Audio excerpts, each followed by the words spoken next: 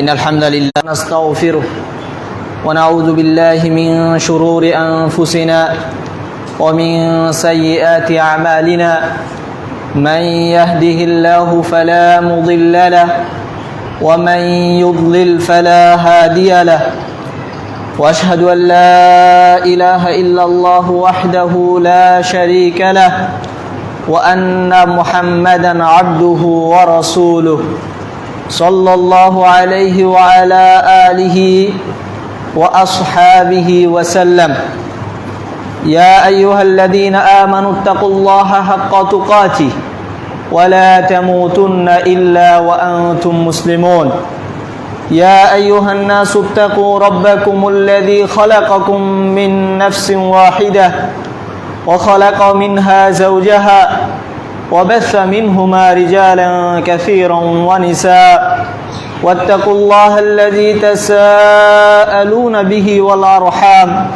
إن الله كان عليكم رقيبا يا أيها الذين آمنوا اتقوا الله وقولوا قولا سديدا يصلح لكم أعمالكم ويغفر لكم ذنوبكم ومن يطع الله ورسوله فقد فاز فوزا عظيما قال الله جل وعلا في كتابه المجيد وفي فرقانه الحميد أعوذ بالله من الشيطان الرجيم واعبدوا الله ولا تشركوا به شيئا সমস্ত প্রশংসা সমস্ত বিশ্ব এবং পরিমণ্ডলের স্রষ্টা রব্বুল ইজ্জাত আল্লাহ রব্বুল আলামিনের জন্য, যিনি আমাদেরকে সপ্তাহের অন্যতম দিন সাইয়্যিদুল আইয়াম তথা দিনসমূহের মধ্যে শ্রেষ্ঠতম একটি দিন ইয়াউমুল জুমআতে তারই একটি গুরুত্বপূর্ণ ইবাদত খুতবা শোনার জন্য এবং সলাতুল জুমআ আদায় করার জন্য সমাজের অন্যান্য মানুষ থেকে বাছাই করে তিনি আমাদেরকে মসজিদে আসার তৌফিক দান করেছেন। এজন্য প্রত্যেকেই হৃদয়ের মণিকোটা থেকে সে রব্বুল ইজ্জাত আল্লাহ রব্বুল আলামিনের প্রশংসা আদায় করছি, আলহামদুলিল্লাহ। দুরূদ ও সালাম বর্ষিত হোক রাসূলুল্লাহ সাল্লাল্লাহু আলাইহি ওয়াসাল্লামের প্রতি, যিনি তার জীবনের প্রতিটি মুহূর্ত প্রতিটি সময় ব্যয় করেছেন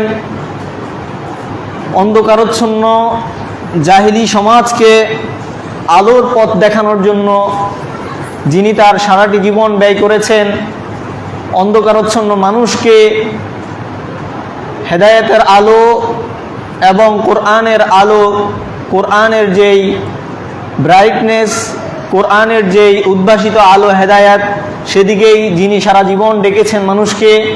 প্রত্যেকে দুরূদ পড়ছি সাল্লাল্লাহু আলাইহি ওয়াসাল্লাম। সম্মানিত হাজিরিন, মহান রব্বুল ইজ্জাত আল্লাহ রব্বুল আলামিন আমাদেরকে অত্যন্ত মায়া করে দয়া করে কিন্তু তিনি আমাদেরকে সৃষ্টি করেছেন। আমরা দুনিয়ার মধ্যে এমন একটি সময় ছিল, দুনিয়ার মানুষ আপনাকে আমাকে উল্লেখযোগ্য কোনো বিষয় হিসাবে কখনো গণ্য করেনি। আজকে এখানে হয়তো কাউকে পাওয়া যাবে না যে আজ থেকে 100 বছর আগে ছিলেন। আমরা কিন্তু 100 বছর আগে এখানে উপস্থিত কেউই ছিলাম না।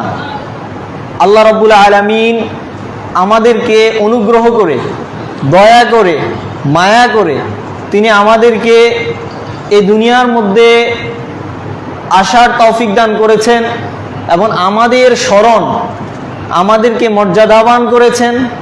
মানুষের মুখে আমাদের নাম আজকে উচ্চারিত হচ্ছে, অথচ আমরা কোনো উল্লেখযোগ্য কোনো বিষয় ছিলাম না। আল্লাহ রাব্বুল আলামিন সূরাতুদ দাহরের মধ্যে বলেন, হাল আতা আলাল ইনসানি হিনুম মিনাদ দাহরি লাম ইয়াকুন শাইয়্যাম মাযকুরা, যে মানুষের জন্য কি এমন একটি মুহূর্ত ছিল না যখন মানুষ উল্লেখযোগ্য কোনো বস্তু ছিল না, উল্লেখযোগ্য কোনো বিষয় ছিল না। অর্থাৎ আজকে যে আপনার সন্তান আপনার ব্যাপারে বলছে যে অমুক আমার বাবা, আপনার বাবা আপনাকে নিয়ে গর্ব করে বলছে যে অমুক আমার সন্তান, এমন একটি সময় কিন্তু ছিল যে সময় আপনাকে কিন্তু এভাবে উল্লেখ করার মতো কোনো বিষয় কিন্তু আপনি ছিলেন না। মানুষ কিন্তু আপনাকে উল্লেখ করার মতো কোনো বস্তু, উল্লেখ করার মতো কোনো বিষয় কিন্তু আমরা কেউ ছিলাম না। সেই আমরা কিছুই না থাকার থেকে শুরু করে আল্লাহ রাব্বুল আলামিন আমাদেরকে অস্তিত্বে এনেছেন।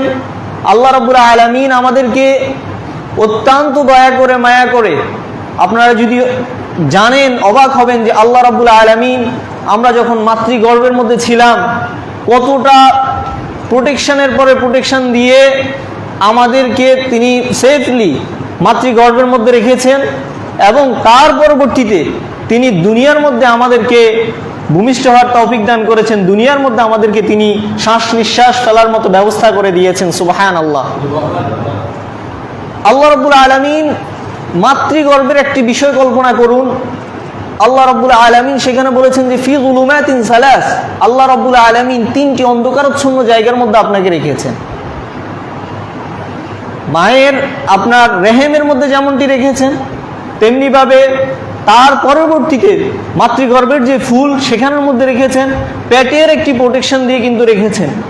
অর্থাৎ একটি বাধা যদি অতিক্রম হয়ে যায় যাতে দ্বিতীয় বাধার মধ্যে কোনো ব্যাঘাত না তৈরি হয়, এভাবেই আল্লাহ রাব্বুল আলামিন যত্নের সাথে এবং ভালোভাবে ব্যবস্থাপনা করে আমাদেরকে মাতৃগর্ভে সেফলি রেখেছেন এবং দুনিয়ার মধ্যে আমাদেরকে এনেছেন, এবং দুনিয়ার মধ্যে আমাদেরকে আনার পরে মানুষের মাঝে আমাদেরকে উল্লেখযোগ্য একটি বিষয়ের মধ্যে পরিণত করেছেন। সুবহানাল্লাহ। এবং কি শুধু তাই, আল্লাহ রাব্বুল আলামিন তো মাতৃগর্ভের মধ্যে অনেক অনেক সৃষ্টিকেই রেখেছেন। যত শ্বাস নিঃশ্বাস নেয় এমন যত প্রাণী আছে প্রায় সবাই তাদের মাতৃগর্ভের মধ্যে ছিল, কিন্তু তারপরেও আল্লাহ রাব্বুল আলামিন আপনাকে শুধুমাত্র এতটুকুই করেন নেই, দুনিয়ার জীবনে আল্লাহ রাব্বুল আলামিন আপনাকে আমাকে প্রত্যেককে সম্মানিত করেছেন। বনি আদম হওয়ার জন্য আল্লাহ রাব্বুল আলামিন অন্যান্য প্রাণী থেকে, অন্যান্য সৃষ্টি থেকে আপনাকে বিশেষ মর্যাদাপূর্ণ করেছেন। আল্লাহ রাব্বুল আলামিন বলেছেন ওয়ালাকাদ কাররামনা বানি আদম, আমরা বনি আদমকে সম্মানিত করেছি। অর্থাৎ অন্যান্য প্রাণীকুল যেমন স্বাভাবিক অবস্থায় আল্লাহ তাদেরকেও মাতৃগর্ভের মধ্যে বিভিন্ন প্রোটেকশনের মাধ্যমে রেখেছেন, দুনিয়াতে আসার সুযোগ করে দিয়েছেন, কিন্তু সমস্ত সৃষ্টির মাঝে আল্লাহ রাব্বুল আলামিন আপনাকে আমাকে প্রত্যেককেই, যত মানুষ আছে সেই মানুষগুলোর মধ্যে আল্লাহ রাব্বুল আলামিন আমাদেরকে মর্যাদাবান করেছেন, সম্মানিত করেছেন। আর সেই সমস্ত মানুষ, যেই বনি আদম, যেই মানুষ, সেই মানুষদের মধ্যে আল্লাহ রাব্বুল আলামিন বিশেষ মর্যাদাবান করেছেন ঈমানদারদেরকে, যারা আল্লাহ রাব্বুল আলামিনের প্রতি ঈমান আনয়ন করেছে। সুবহানাল্লাহ। আপনি কোনো কাজ যখন করতে যাবেন, প্রথমে আপনি আপনার নিজের মর্যাদা, আপনার যে নিজের মান ইজ্জত, আপনার যে স্ট্যাটাস, সেটা আপনাকে জানতে হবে, বুঝতে হবে। আপনি নিজেকে তুচ্ছ তাচ্ছিল্য, নিজেকে হেও, নিজেকে আপনি ছোট মনে করার কোনো বিষয় নেই। দেখুন, আজকে মানুষ তার নিজের মর্যাদা না বুঝতে পারার কারণে, মানুষ আল্লাহ রাব্বুল আলামিন যে কত মায়া করে, দয়া করে তাকে সৃষ্টি করেছেন, এই বিষয়গুলো মানুষ যথাযথভাবে না জানার কারণে মানুষ কিন্তু হতাশ হয়ে যাচ্ছে, মানুষ কিন্তু ব্যাপক হারে আত্মহত্যা করছে। অথচ আল্লাহ রাব্বুল আলামিন আমাদেরকে অত্যন্ত দয়া করে যেমন সৃষ্টি করেছেন, তিনি আমাদেরকে সম্মানিত করেছেন, ইমানের দৌলত দিয়ে তিনি আমাদেরকে মর্যাদাবান করেছেন। সুবহানাল্লাহ। আজকে আমরা সেই রব্বুল ইজ্জাত আল্লাহ রাব্বুল আলামিন, যিনি আমাদেরকে এত দয়া করে, এত মায়া করে সৃষ্টি করেছেন, তার কি হক আমাদের উপর আছে। আল্লাহ এত অনুগ্রহ আমাদের উপর করেছেন। দুনিয়ার জীবনে আনার পরে আল্লাহ রাব্বুল আলামিন কিন্তু আপনাকে ছেড়ে দেন নাই।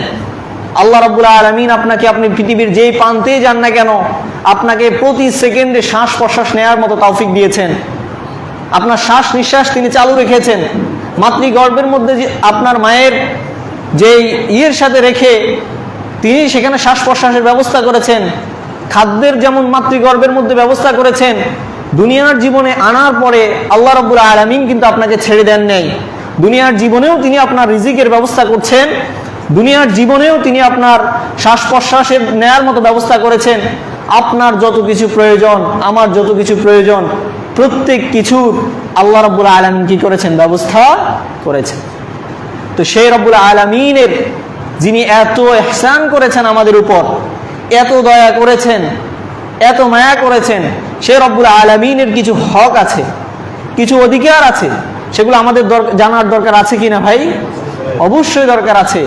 মানুষ দেখুন, আপনার যখন একজন সন্তান হয়, আপনি খুব করে চিন্তা করেন যে আমার তো সন্তান ভূমিষ্ঠ হলো। দুনিয়ার জীবনের কথা চিন্তা করেন, আপনার সন্তান যখন ভূমিষ্ঠ হচ্ছে, আপনি চিন্তা করছেন যে আমার সন্তান হলো, এই মুহূর্তে আমার অধিকার কি, আমি কি করব? আপনি কিন্তু পেরেশান হয়ে যান। অথচ রব্বুল আলামিন যিনি আপনাকে এত ইহসান করেছেন, আপনি শত অন্যায় করার পরেও সাথে সাথে আযাব দিয়ে, আমি শত শত অন্যায় করার পরেও সাথে সাথে আযাব দিয়ে তিনি আমাদেরকে ধ্বংস করে দিচ্ছেন না, সে রব্বুল আলামিনের হক বিষয়ক আমরা আজকে কথা বলবো ইনশাআল্লাহ। আল্লাহ রব্বুল আলামিনের যে হক রয়েছে তার মধ্যে সর্বপ্রথম এবং প্রধান যে গুরুত্বপূর্ণ হক, সেটা হচ্ছে আল্লাহর প্রতি ঈমান আনয়ন করা। আল্লাহর প্রতি ঈমান আনয়ন করা, আল্লাহকে যথাযথভাবে চিনা। একজন মানুষ যে আল্লাহর বড়ত্ব জানে, একজন মানুষ যখন আল্লাহর শ্রেষ্ঠত্ব জানে, আল্লাহর আসমা এবং সিফাতের ব্যাপারে জ্ঞান রাখে, একমাত্র আল্লাহর কাছেই আশা করে, আল্লাহর কাছেই শুধুমাত্র ধর্ণা দেয়, একমাত্র আল্লাহকে সর্বশক্তিমান মনে করে, সমস্ত ক্ষমতার উৎস একমাত্র আল্লাহ রাব্বুল আলামিনকে মনে করে, তখন সে ব্যক্তি তার ইবাদতের মধ্যে যথাযথ তৃপ্তি পায়, মজা পায়। দুনিয়ার কোনো শক্তি তাকে কিন্তু আর পরাস্ত করতে পারে না, দুনিয়ার কোনো ব্যথায় সে ব্যথিত হয় না। যখন তার ব্যথা আসে, তখন সেই ব্যক্তি আল্লাহ রাব্বুল আলামিনের কাছে সবর করে, আর তার এই ব্যথা অচিরে আল্লাহ রাব্বুল আলামিন দূর করে দিবেন এবং তার এই কঠিন অবস্থাকে তিনি একটা সহজ অবস্থার মধ্যে নিয়ে যাবেন। এবং দুনিয়ার জীবনে যদি অন্তত তার এই কঠিন অবস্থা দূর না হয়, পরকালে আল্লাহ রাব্বুল আলামিন তাকে জান্নাত দিবেন, এই আশা কিন্তু একজন মুমিন সব সময় হৃদয়ের মধ্যে বেঁধে রাখে। কারণ সে ব্যক্তি তার চাওয়া পাওয়া, তার যত আকুতি মিনতি একমাত্র কার কাছে? আল্লাহর কাছে। তো যেটা বলছিলাম যে সর্বপ্রথম যে কাজ, সেই কাজ হচ্ছে ঈমান আনয়ন করা। আল্লাহ রাব্বুল আলামিন বলছেন আমিনু বিল্লাহি ওয়া রাসূলিহি, যে তোমরা আল্লাহ তার রাসূলের প্রতি ঈমান আনয়ন করো। আল্লাহ তাআলা সূরা নিসার মধ্যে বলেছেন, যে আমরা একটু আগে আয়াতটা তেলাওয়াত করেছি, ইয়া আইয়ুহান নাসু তাকু রাব্বাকুমুল্লাযী খালাকাকুম, যে তোমরা, হে মানব সকল, তোমরা তোমাদের রবকে ভয় করো। আল্লাহ সব মানুষকে বলেছেন আল্লাহকে ভয় করার জন্য। আল্লাহকে কাফেররা কিভাবে ভয় করবে? যারা ঈমান আনয়ন করেনি। কাফেররা ঈমান আনয়ন করার মাধ্যমে আল্লাহ রাব্বুল আলামিনকে ভয় করবে। আর যে ব্যক্তি ঈমানদার, ঈমান আনয়ন করেছে, সে তার ঈমানকে প্রতিনিয়ত কিভাবে বাড়ানো যায়, ঈমানকে কিভাবে প্রতিনিয়ত মজবুত করা যায়, ঈমানকে কিভাবে প্রতিনিয়ত শক্তিশালী করা যায়, এবং ঈমান আনয়ন করার পাশাপাশি তার উপর যে অত্যাবশ্যকীয় দায়িত্ব রয়েছে, আল্লাহর পক্ষ থেকে তার উপর যে ফরজ বিধান রয়েছে, আল্লাহর পক্ষ থেকে তার যেই কর্তব্যগুলো রয়েছে, সেগুলা বাস্তবায়নের দিকে, আল্লাহকে ভয় করার অর্থ হচ্ছে সে সেগুলা বাস্তবায়ন করবে। আল্লাহর প্রতি ঈমান আনয়ন করতে হলে সর্বপ্রথম তিনটি বিষয় অত্যন্ত গুরুত্বপূর্ণ। তার আগে আরেকটি বিষয় গুরুত্বপূর্ণ। আল্লাহর প্রতি ঈমান আনয়ন করতে হলে আল্লাহর জাতের ব্যাপারে ঈমান আনয়ন করতে হবে। আল্লাহ রাব্বুল আলামিন আছেন, আল্লাহ রাব্বুল আলামিনের অস্তিত্ব আছে, এটা আমরা সবাই বিশ্বাস করি কিনা? প্রত্যেকেই করি। আপনারা অবাক হবেন, মুসলিম নামদারি কিন্তু একটা গ্রুপ রয়েছে, আসলে ইসলামে তাদের কোনো অংশ নাই, যদিও ইসলামের দিকে তারা নিজেদেরকে নিসবত করে থাকে। তারা হচ্ছে গুল্লাতুল ফালাসিফা, দার্শনিক। আপনারা জানেন ফিলোসোফার যারা আছে, প্রাচীনকালে গ্রিক দার্শনিক, এবং গ্রিক দার্শনিকদের থেকে যারা পরবর্তীতে বিভিন্ন আইলেম নিজেদের মধ্যে করে নিয়ে এসেছে, যারা গ্রিকদের সেই অবিশ্বাসী যে সকল দর্শন আছে, সেই দর্শনগুলো যারা হচ্ছে নিজেদের মধ্যে চর্চা করেছে, তারা বলতো আল্লাহ রাব্বুল আলামিনের স্বতন্ত্র কোনো অস্তিত্ব নেই, নাউযুবিল্লাহ। কারণ তারা মনে করতো যে আল্লাহ রাব্বুল আলামিনের যদি অস্তিত্বের কথা আমি স্বীকার করি, তাহলে আমারও তো অস্তিত্ব আছে, কেমন যেন তাসবিহ হয়ে যায়, নাউযুবিল্লাহ। অথচ আমরা যারা আল্লাহর অস্তিত্বে বিশ্বাস করি, আমরা কি কখনো বলেছি যে আমাদের অস্তিত্ব যেমন আল্লাহর অস্তিত্ব তেমন? নাউযুবিল্লাহ। আল্লাহ রাব্বুল আলামিন অমুখাপেক্ষী, আল্লাহ কারো দিকে মুহতাজ না, আল্লাহর মতো কিছু হয় না, তিনি তার মতো। কিন্তু তার যে সকল নাম এসেছে, গুণ এসেছে, এগুলো আমাদেরকে বিশ্বাস করতে হবে। তো যেটা বলছিলাম, এই ভুল ধারণা থেকে, এই দার্শনিকরা মনে করত, দার্শনিকদের মধ্যে যারা ভয়ঙ্কর স্টেজের মধ্যে ছিল, গুরুতর অবস্থা যাদের ছিল, তারা মনে করত আল্লাহর অস্তিত্ব স্বতন্ত্র নেই, বরং আল্লাহর অস্তিত্ব হচ্ছে মানুষের কল্পনা। নাউজুবিল্লাহ। তাহলে সর্বপ্রথম একজন মুমিন, একজন ইমানদারের যে দায়িত্ব এবং কর্তব্য, সেটি হচ্ছে আল্লাহ রাব্বুল আলামিনের অস্তিত্বের মধ্যে কি করা? বিশ্বাস স্থাপন করা। দ্বিতীয়ত হচ্ছে রব হিসাবে আল্লাহ রাব্বুল আলামিন একমাত্র পরিচালক, নিয়ন্ত্রণ একমাত্র তার হাতে, সবকিছুর নিয়ন্ত্রণ একমাত্র আল্লাহ করছেন। দুনিয়ার কোনো সুফিরা যেমন মনে করে এই জগৎ পরিচালনা করার জন্য আল্লাহর কিছু নোকাবা আছে, আল্লাহর কিছু বিশেষ গাউস আছে, কিছু কুতুব আছে, আল্লাহ তাদের কাছে পরিচালকের দায়িত্ব দিয়ে দিয়েছেন। নাউজুবিল্লাহ। তারা আল্লাহর যে মর্যাদা, আল্লাহর যে ক্ষমতা, আল্লাহর যে শক্তি, আল্লাহ রাব্বুল আলামিনের যে কত বড় কুদরত এবং কুওয়াত আল্লাহ রাব্বুল আলামিনের আছে, তিনি যে কবি, তিনি যে কওয়াম, তিনি যে শক্তিশালী, তিনি যে আকবর, এইটা সুফিরা নিজেদের মধ্যে অনুধাবন করতে পারে নাই। যখন মানুষ বুঝতে পারে না যে আল্লাহ তো সব কিছুর উপরে ক্ষমতাবান, এই বিশ্বাস যখন তারা বুঝতে পারে নাই, তারা তখন মনে করতে লাগলো যে এজন্যই আল্লাহ রাব্বুল আলামিনের সাহায্যকারী হিসেবে জগৎ পরিচালনা করার জন্য আল্লাহ রাব্বুল আলামিন কিছু মানুষকে নিয়োজিত করেছেন। নাউজুবিল্লাহ। এজন্যই তারা সরাসরি আল্লাহর কাছে না চেয়ে, সরাসরি আল্লাহর কাছে ধর্ণা না দিয়ে এই সকল গাউস এবং কুতুব এদের শরণাপন্ন হয়। নাউজুবিল্লাহ। সম্মানিত উপস্থিতি, এজন্য আল্লাহর প্রতি ঈমান আনয়ন করতে হলে, আল্লাহ রাব্বুল আলামিনের রুবুবিয়তের প্রতি ঈমান আনয়ন করতে হলে, আল্লাহ রাব্বুল আলামিন সব কিছুর যেমন স্রষ্টা, ক্ষুদ্রাতি ক্ষুদ্র থেকে শুরু করে যত বড় মহাবিশ্ব, গ্যালাক্সি যা কিছু আছে, সব কিছুর স্রষ্টা একমাত্র কাকে মানতে হবে? আল্লাহ রাব্বুল আলামিনকে মানতে হবে। দ্বিতীয়ত হচ্ছে এই সমস্ত কিছুর মালিক, এই সমস্ত কিছুর একমাত্র মালিকানা কার? আল্লাহ রাব্বুল আলামিনের, সেটা আপনাকে বিশ্বাস করতে হবে। তৃতীয়ত হচ্ছে আল্লাহ রাব্বুল আলামিন একমাত্র এই জগতের পরিচালক, পরিচালনার দায়িত্ব একমাত্র আল্লাহ রাব্বুল আলামিনের, এই বিশ্বাস আমাদের প্রত্যেকের কি করতে হবে? করতে হবে। তারপরে দেখুন, আল্লাহ রাব্বুল আলামিনের রুবুবিয়তের প্রতি যখন একজন ঈমান আনয়ন করবে, তখন তার উপর অত্যন্ত আবশ্যকীয় বিষয় হচ্ছে তার ইবাদত, তার যত চাওয়া, তার যত পাওয়া, সব কিছু একমাত্র আল্লাহ রাব্বুল আলামিন কেন্দ্রিক হবে। তার সমস্ত ইবাদত আল্লাহ রাব্বুল আলামিনের জন্য হবে। তার ছোট ছোট থেকে শুরু করে সর্ববৃহৎ সে যত বড়ই ইবাদত করুক না কেন, প্রত্যেকটি ইবাদত একমাত্র আল্লাহ রাব্বুল আলামিনের জন্য করবে। আল্লাহ রাব্বুল আলামিন মানুষকে শুধুমাত্র তার এই জন্যই সৃষ্টি করেছেন। আল্লাহ বলছেন, ওমা খলাকতুল জিন্না ওয়াল ইনসা ইল্লা লিয়াবুদুন, সূরা জারিয়াত আয়াত নাম্বার 56। আল্লাহ রাব্বুল আলামিন বলছেন যে জিন জাতিকে এবং মানব জাতিকে আমি শুধুমাত্র একটি কারণেই সৃষ্টি করেছি, সেটা হচ্ছে আল্লাহ রাব্বুল আলামিনের ইবাদত, একমাত্র আল্লাহ রাব্বুল আলামিনের ইবাদত করা। তো আল্লাহ রাব্বুল আলামিনের যে হক রয়েছে, অত্যন্ত গুরুত্বপূর্ণ একটি হক হচ্ছে আপনি একমাত্র কার ইবাদত করবেন? আল্লাহর ইবাদত করবেন। সম্মানিত উপস্থিতি, দেখুন আল্লাহ রাব্বুল আলামিনের বড়ত্বের বিষয়ে আমরা আলোচনা করছিলাম যে আল্লাহ রাব্বুল আলামিন আমাকে এত মায়া করে, দয়া করে, এত সেফলি দুনিয়াতে আসার জন্য তৌফিক দান করেছেন। দুনিয়ার মানুষ আমাকে উল্লেখ করতো না, আমি উল্লেখযোগ্য কোনো বিষয় ছিলাম না, তিনি আমাকে মানুষের মুখে মুখে আমার নামের স্মরণের ব্যবস্থা করে দিয়েছেন। আমাকে নিয়ে আমার বাবা গর্ব করছেন, আমাকে নিয়ে আমার সন্তান গর্ব করছে, আমার ভাইয়েরা আমাকে নিয়ে গর্ব করছে। এমন একটি উল্লেখযোগ্য বিষয়ে তিনি আমাকে পরিণত করে দিয়েছেন। অথচ এমন কোন উল্লেখযোগ্য বিষয় আমি ছিলাম না। যে আল্লাহ এত অনুগ্রহ করে আপনাকে সৃষ্টি করেছেন, আপনি যদি তার ইবাদত একমাত্র না করে তার ইবাদতে অন্য কাউকে শরীক করেন, তার ইবাদতে আর কারো সাথে সাথে ইবাদত পাওয়ার উপযুক্ত মনে করেন, তাহলে আপনি আল্লাহর নাফরমানিতে লিপ্ত হলেন কিনা? অবশ্যই আপনি আল্লাহর নাফরমানিতে লিপ্ত হলেন। আল্লাহর যে নিয়ামত, আল্লাহর যে অনুগ্রহ আপনার প্রতি ছিল, সে অনুগ্রহের প্রতি আপনি অকৃতজ্ঞ হলেন। সেই অনুগ্রহকে আপনি অস্বীকার করলেন। এজন্য সম্মানিত উপস্থিতি, আমাদের প্রত্যেকের যে গুরুত্বপূর্ণ বিষয় সেটি হচ্ছে আল্লাহ রাব্বুল আলামিনের একমাত্র ইবাদত করব। এটা আল্লাহ রাব্বুল আলামিনের যত হক রয়েছে তার মধ্যে অত্যন্ত গুরুত্বপূর্ণ একটি হক।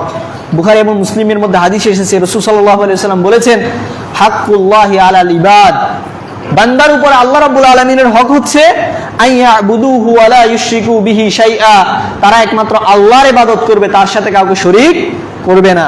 সম্মানিত উপস্থিতি, তারপরে দেখুন আল্লাহ রাব্বুল আলামিনের অনেকগুলা নাম আছে, অনেকগুলা গুণ আছে। আল্লাহ বলছেন ওয়ালিল্লাহিল আসমাউল হুসনা ফাদউহু বিহা, আল্লাহ রাব্বুল আলামিনের রয়েছে সুন্দর সুন্দর নাম, তোমরা সেই নামেই আল্লাহ রাব্বুল আলামিনকে ডাকো।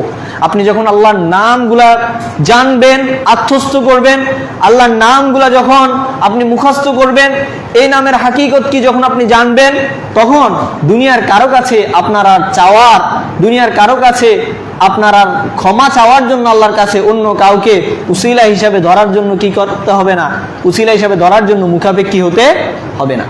আল্লাহ রাব্বুল আলামিন গফুর, আল্লাহ রাব্বুল আলামিন আফুউন গফুর, তিনি ক্ষমাশীল। এটা যখন আপনি জানবেন, তার মতো কোনো ক্ষমাশীল হয় না, তিনি একমাত্র ক্ষমাশীল, তার মতো কোনো ক্ষমাশীল হয় না। তিনি যখন আপনি জানতে পারবেন যে তিনি রহিম, তিনি একমাত্র রহম করেন, তিনি ছাড়া আর রহম করার কোনো অধিকার অন্য কারণে, তিনি রহমান, তিনি পরম করুণাময়, তিনি আপনার উপর করুণা করছেন, দয়া করছেন, অনুগ্রহ করছেন, তখন আপনার অনুগ্রহ চাওয়াটা আত্মতৃপ্তির সাথে আল্লাহর জন্য হবে কিনা, তখনই কেবলমাত্র আপনার আত্মতৃপ্তির সাথে আল্লাহ রাব্বুল আলামিনের জন্য আপনার দোয়া, আপনার চাওয়া, আপনার পাওয়া সবকিছু একমাত্র আল্লাহর জন্য হবে। বিপরীত দিকে আপনি যখন জানবেন তিনি শাদীদুল ইকাব, তিনি শাস্তিদানে অত্যন্ত কঠোর, তিনি যখন মানুষকে শাস্তি দিবেন তখন কঠোরতার সাথে তিনি শাস্তি দিবেন, তিনি কাউকে যদি পাকড়াও করেন তার বাঁচার কোনো উপায় থাকে না। আপনি যখন আল্লাহর এই সকল গুণগুলোর ব্যাপারে জানবেন, আল্লাহ তাআলার নামগুলোর ব্যাপারে জানবেন, তখন কেবলমাত্র শুধুমাত্র তখনই আপনি একমাত্র আল্লাহ রাব্বুল আলামিনকে ভয় করতে পারবেন। আল্লাহ রাব্বুল আলামিনের কাছেই একমাত্র আপনি আপনার ধর্ণা দিতে পারবেন। আপনার যখন গুনাহ হয়ে যাবে তখন আপনি তার কাছে রহমতের আশা করবেন, আর আপনি যখন অন্যায়ের দিকে ধাবিত হবেন বলে আশা করছেন, তখনই একমাত্র আল্লাহ রাব্বুল আলামিনের দিকে আপনি কিন্তু ফিরে যেতে পারবেন। আল্লাহর সেই ভয় যদি আপনার ভিতরে থাকে যে তিনি অত্যন্ত কঠোর শাস্তি দিতে, এই নাম এবং গুণগুলা যখন আপনি জানবেন, তখন আপনি তার দিকে ধর্ণা দিতে পারবেন অত্যন্ত সহজে।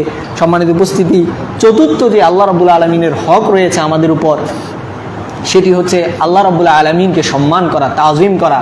আল্লাহ কোরআনে বলছেন ওমা কদারুল্লাহ হাক্কা কাদিরি, তারা আল্লাহ রাব্বুল আলামিনকে যথাযথভাবে মর্যাদা দিতে পারেনি। অর্থাৎ আল্লাহ রাব্বুল আলামিনের যে মর্যাদা, আল্লাহ রাব্বুল আলামিনের যেই তার সম্মান যথাযথভাবে বনি ইসরাইলরা, আহলুল কিতাবরা আল্লাহ রাব্বুল আলামিনকে যথাযথভাবে সম্মান দিতে পারেনি।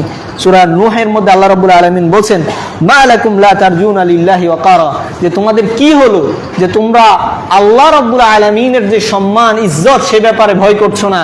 অর্থাৎ যথাযথভাবে তোমরা আল্লাহ রাব্বুল আলামিনের মূল্যায়ন করছো না, যথাযথভাবে তোমরা আল্লাহ রাব্বুল আলামিনকে গুরুত্ব দিচ্ছ না, সম্মান করছো না। সম্মানিত উপস্থিতি, দেখুন একজন মানুষ যখন আল্লাহ রাব্বুল আলামিনকে যথাযথ তাজিম করতে না পারে, একজন ব্যক্তি যখন আল্লাহ রাব্বুল আলামিনকে যথাযথ সম্মান করতে না পারে, তখনই কেবলমাত্র সে আল্লাহর ব্যাপারে বাজে ধারণা করতে পারে।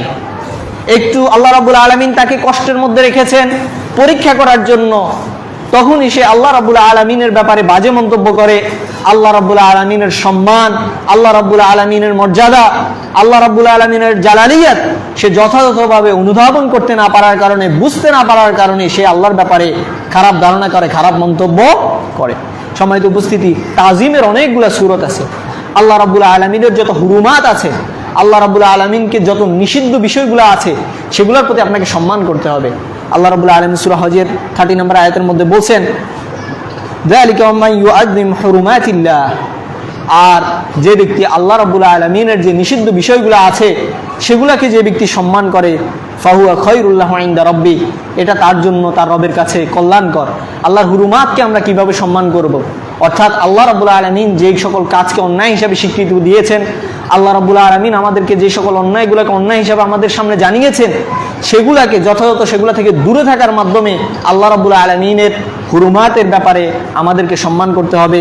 এবং আল্লাহ অন্য আয়াতের মধ্যে বলছেন, আল্লাহ শাআইর, অর্থাৎ আল্লাহর নাম যেগুলোর মধ্যে আছে, সালাত, সিয়াম, যাকাত, হজ, যা কিছু আছে, এবং আল্লাহ রাব্বুল আলামিনের যত শেয়ার আছে সেগুলোর প্রতি সেগুলোকে বাস্তবায়ন করার মাধ্যমে যথাযথভাবে আল্লাহর সালাত আদায়ের মাধ্যমে আল্লাহ রাব্বুল আলামিনকে আমাদের সম্মান করতে হবে। সম্মানিত উপস্থিতি, আল্লাহ রাব্বুল আলামিনের তাহলে আমরা জানলাম অত্যন্ত গুরুত্বপূর্ণ একটি বিষয় হচ্ছে আল্লাহ রাব্বুল আলামিনকে সম্মান করা। দুঃখজনকভাবে বারবার বলছি, আমাদের সমাজের বহু মানুষ এমন রয়েছে যারা একটু বিপদের মধ্যে পড়লেই আল্লাহ রাব্বুল আলামিনকে দোষারোপ করতে থাকে, নাউজুবিল্লাহ। এটা আল্লাহ রাব্বুল আলামিনের যে বড়ত্ব, আল্লাহ রাব্বুল আলামিনের যে মহত্ব, আল্লাহ রাব্বুল আলামিনের যে জালালিয়াত, এটা যথাযথভাবে সে অনুধাবন করতে পারেনি। আপনারা যখন আল্লাহ রাব্বুল আলামিনের মর্যাদা, আল্লাহ রাব্বুল আলামিনের কুওয়াত, এগুলো সবগুলো যখন আপনারা জানবেন, একমাত্র তিনিই সাহায্যকারী, তিনিই পাকড়াউকারী, এই উভয় বিষয়ে যখন আপনি নিজের মধ্যে ব্যালেন্স করতে পারবেন, তখনই একমাত্র আপনি আল্লাহ রাব্বুল আলামিনকে ভয় করতে পারবেন। এবং আপনি যখন যতই বিপদে পড়েন না কেন, আপনি আল্লাহর কাছে সবর করবেন, কিন্তু আপনার আল্লাহর নাফরমান বান্দার অন্তর্ভুক্ত হবেন না। সম্মানিত উপস্থিতি, তারপরে 5 নাম্বার যে আল্লাহ রাব্বুল আলামিনের হক রয়েছে, সেটা হচ্ছে যে আল্লাহ রাব্বুল আলামিনকে যথাযথভাবে লজ্জা করা। দুঃখজনক ব্যাপার হচ্ছে আমরা মানুষকে লজ্জা পাই, মানুষ কি বলবে সেটা চিন্তা করি, কিন্তু আল্লাহ রাব্বুল আলামিন কি করবেন, আল্লাহ রাব্বুল আলামিনকে যে লজ্জা করা উচিত, আল্লাহ রাব্বুল আলামিনকে যে হায়া করা উচিত, সেই বিষয়টা আমাদের অনেকের খেয়াল থাকে না। ভয় করা উচিত, অন্ধকারাচ্ছন্ন জায়গায় আমরা যখন থাকি তখনও যে আল্লাহ রাব্বুল আলামিনকে ভয় করা উচিত, সেটা আমাদের অনেকের মনে থাকে না। আল্লাহ রাব্বুল আলামিন বলছেন, ইয়াস্তাগফুনা মিনান নাস ওয়ালা ইয়াস্তাগফুনা মিনাল্লাহ, তারা মানুষের কাছ থেকে বিভিন্ন বিষয়কে গোপন করে, কিন্তু আল্লাহর কাছ থেকে সেগুলোকে গোপন করে না। অর্থাৎ আল্লাহ রাব্বুল আলামিন তো সব কিছু দেখছেন, সব কিছু শুনছেন, কিন্তু মানুষের থেকে আড়াল হয়ে তারা অন্যায় কাজ করে। কিন্তু তারা যে রাত্রিবেলা অন্ধকারাচ্ছন্ন জায়গার মধ্যে আড়াল হওয়ার পরেও আল্লাহ রাব্বুল আলামিন সব কিছু দেখছেন, সেই বিষয়টি তাদের অনুধাবনের মধ্যে থাকে না। এজন্য সম্মানিত উপস্থিতি, হায়া অত্যন্ত গুরুত্বপূর্ণ একটি ইবাদত, অত্যন্ত গুরুত্বপূর্ণ একটি বিষয়। একজন মানুষের যদি লজ্জা থাকে, এটা তার জন্য তার একটা অলংকার, তার এটা গুরুত্বপূর্ণ একটা ভূষণ। একজন মানুষের লজ্জা আছে, আর যে ব্যক্তি লজ্জা নাই, সে ব্যক্তির মধ্যে আর পশুর মধ্যে তেমন কোনো পার্থক্য থাকে না। দেখুন, রাসূলুল্লাহ সাল্লাল্লাহু আলাইহি ওয়াসাল্লাম বলেছেন, বুখারী মুসলিমের হাদিস, আল হায়াউ শু'বাতুম মিনাল ঈমান, লজ্জা ঈমানের অঙ্গ, ঈমানের একটা অংশ রাসূলুল্লাহ সাল্লাল্লাহু আলাইহি ওয়াসাল্লাম আমাদেরকে জানিয়েছেন লজ্জা। সুতরাং আমাদের প্রত্যেকের হায়া থাকা উচিত।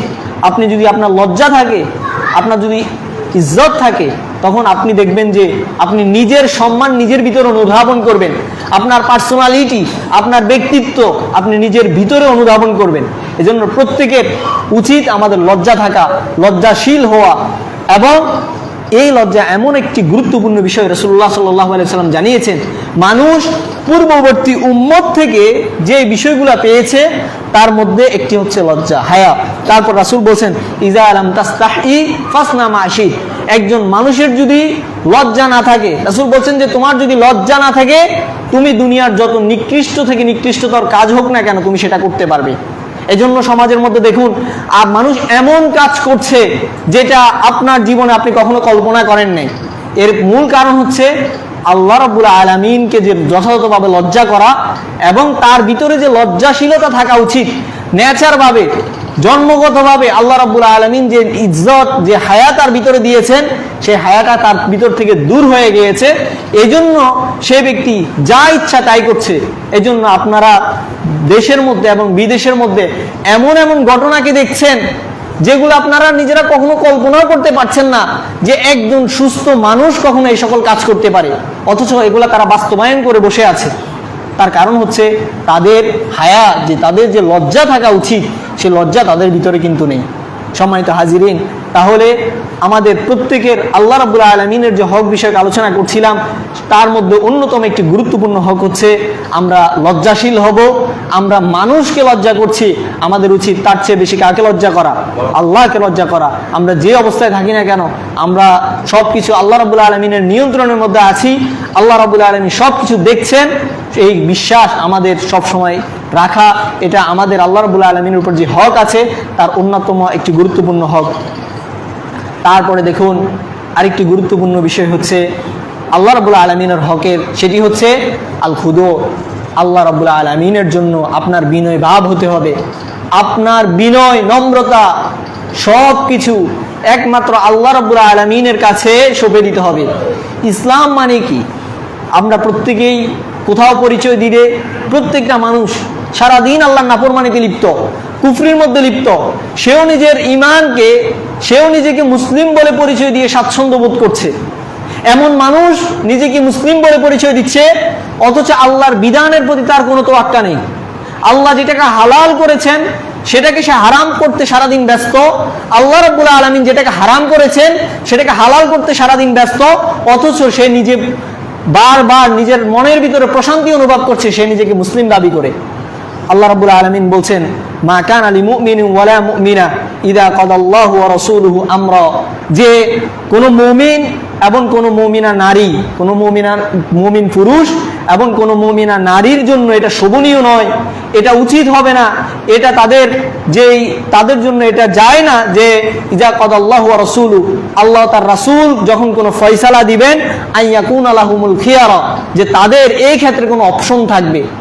আল্লাহ তার রাসূল যখন তাদেরকে একটা বিধান দিবেন আল্লাহর পক্ষ থেকে, আল্লাহ যখন একটা বিধান নাজিল করবেন, তখন আল্লাহর বিধানকে বাকি রেখে সাথে অন্য কোনো বিধান দিয়ে তারা রাষ্ট্র পরিচালনা করবে, নিজের ব্যক্তি জীবন পরিচালনা করবে, অন্য কোনো বিধান নিজের মধ্যে আত্মস্থ করবে, মেনে নিবে, সেটা কোনো মুমিনকে, কোনো মুমিন নারী এবং কোনো মুমিন পুরুষকে আল্লাহ রাব্বুল আলামিন সে ইখতিয়ার দেন নাই।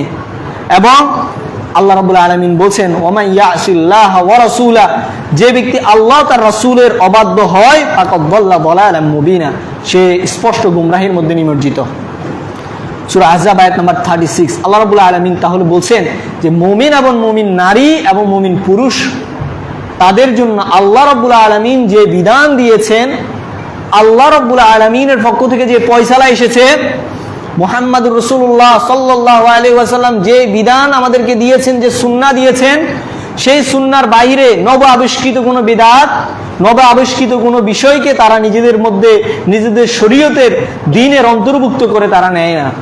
অত্যন্ত গুরুত্বপূর্ণ বিষয়।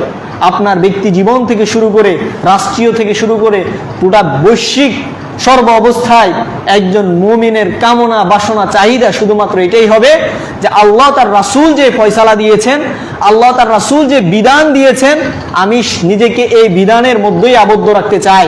এর বাহিরে নতুন কোনো বিধান আমি নিজের মধ্যে কি করতে চাই না, রচনা করতে চাই না।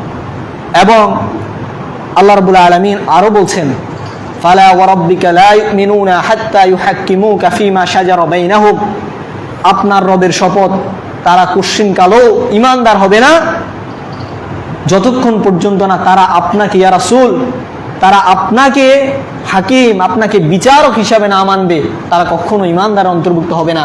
অর্থাৎ মুহাম্মদুর রাসূলুল্লাহ সাল্লাল্লাহু আলাইহি ওয়াসাল্লাম যে বিষয়কে হালাল করেছেন, যতক্ষণ পর্যন্ত না তারা সেটাকে হালাল হিসেবে মেনে নিবে, মুহাম্মদুর রাসূলুল্লাহ সাল্লাল্লাহু আলাইহি ওয়াসাল্লাম তাদের মধ্যে যেই হারামের ফয়সালা দিয়েছেন, যতক্ষণ পর্যন্ত না তারা সেই হারামের ফয়সালাকে মেনে নিবে, ততক্ষণ পর্যন্ত কিন্তু তারা মুমিন হতে পারবে না। এবং তাদের অন্তরের মধ্যে সুম্মা লা ইয়াজিদু ফি আনফুসিহিম হারাজাম মিম্মা কাদাইতা ওয়া ইউসাল্লিমু তাসলিমা, এবং তাদের অন্তরের মধ্যে আল্লাহর রাসূলের বিধানকে মেনে নেওয়ার পরে তাদের মনের মধ্যে কোনো সংশয়, তাদের মনের ভিতরে কোনো এই সামান্য জল্পনা কল্পনা থাকবে না, এবং আল্লাহ তার রাসূল যে ফয়সালা দিয়েছেন, যে বিধান দিয়েছেন, যে হুকুম দিয়েছেন, সেটাকে যথাযথভাবে মেনে নিবে। শেখ মুহাম্মদ বিন সালেহ আল উসাইমিন রাহিমাহুল্লাহ এই আয়াত থেকে বলছেন যে এখানে তিনটি বিষয় আল্লাহ রাব্বুল আলামিন আমাদেরকে জানিয়েছেন। একটা হচ্ছে হাকিম, রাসূলুল্লাহ সাল্লাল্লাহু আলাইহি ওয়াসাল্লামকে বিচারক মানা, তিনি যে ফয়সালা আমাদের কাছে দিয়েছেন, তিনি যে শরীয়ত আমাদের কাছে যে দিয়েছেন, সেই শরীয়তকে যথাযথভাবে বাস্তবায়ন করা, এবং সেই শরীয়ত মানতে গিয়ে নিজের অন্তরের মধ্যে কোনো হারাজ, নিজেকে ক্ষীণ মনে না করা, নিজেকে তুচ্ছ না মনে করা, এবং আল্লাহর রাসূল যে বিধান দিয়েছেন, আল্লাহ তাআলা যে বিধান দিয়েছেন সেটাকে যথাযথভাবে মেনে নেয়া। যদি এই তিনটি কাজ করতে পারেন তবেই আপনি মুমিনদের অন্তর্ভুক্ত হবেন। অথবা আল্লাহ যেভাবে বলছেন যে ফালা ওয়া রাব্বিক, আপনার রবের শপথ, ফালা ওয়া রাব্বিকা লা ইউমিনুন, তারা ঈমান আনয়ন করবেন আপনার রবের শপথ। আল্লাহ রাব্বুল আলামিন নিজের শপথ করে বলছেন আল্লাহর প্রতি যদি ঈমান আনয়ন করতে হয় অবশ্যই এই তিনটি বিষয় প্রত্যেকের ভিতরে থাকতে হবে এবং নিজেদের জীবনের মধ্যে এটাকে ধারণ করতে হবে। সম্মানিত উপস্থিতি, এটি আল্লাহ রাব্বুল আলামিনের অত্যন্ত গুরুত্বপূর্ণ একটি হক। তারপরে আল্লাহ রাব্বুল আলামিনের আরেকটি হক রয়েছে, সেটি হচ্ছে আল্লাহ রাব্বুল আলামিনকে ভালোবাসা। আপনি আমাদের সমাজে রাসূলকে আমরা ভালোবাসবো, কোনো সন্দেহ নাই। আল্লাহ তাআলা বলছেন যে আনাস বিন মালিক রাদিয়াল্লাহু আনহু থেকে হাদিস, যে লা ইউমিনু আহাদুকুম হাত্তা আকুনা আহাব্বা ইলাইহি মিন ওয়ালিদিহি ওয়া ওয়ালাদিহি ওয়ান নাসি আজমাইন, যে দুনিয়ার সমস্ত মানুষ থেকে, নিজের পিতা থেকে, সন্তান থেকে আমি রাসূল যদি তোমাদের কাছে প্রিয় না হই তাহলে তোমরা মুমিন হতে পারবে না। আচ্ছা, রাসূলুল্লাহ সাল্লাল্লাহু আলাইহি ওয়াসাল্লাম যার মস্তক সারা জীবন আল্লাহর জন্য অবনত করেছেন, জুতার পিতা ছিঁড়ে যাওয়ার পরেও আল্লাহ রাব্বুল আলামিনের কাছে চেয়েছেন, নিজের সম্মানজনক কপাল সর্বদা আল্লাহর জন্য মাটির মধ্যে রেখেছেন, নিজের জীবনকে আল্লাহর জন্য উৎসর্গ করে দিয়েছেন, সেই রাসূলের থেকে আল্লাহ রাব্বুল আলামিনের ভালোবাসাটা আমাদের বেশি হবে নাকি কম হবে? অবশ্যই বেশি হবে। সম্মানিত উপস্থিতি, রাসূল নিজে আল্লাহ রাব্বুল আলামিনকে ভালোবাসতেন।